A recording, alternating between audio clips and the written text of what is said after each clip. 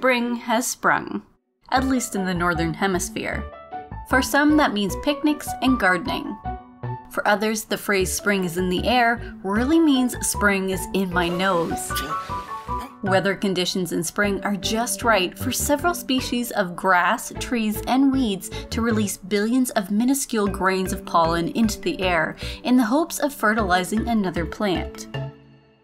As 50 to 60 million allergy-suffering Americans know, a lot of that pollen never finds its target. Allergic rhinitis, or hay fever, is enough to make some people want to stay indoors. Which would be a pity if they missed out on an opportunity to see a springtime marvel that only comes about under the perfect conditions, the super bloom.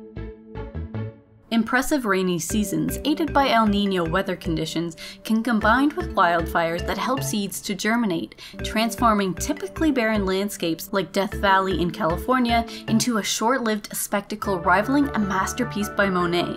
It's an experience that's easily worth the cost of a box of antihistamine.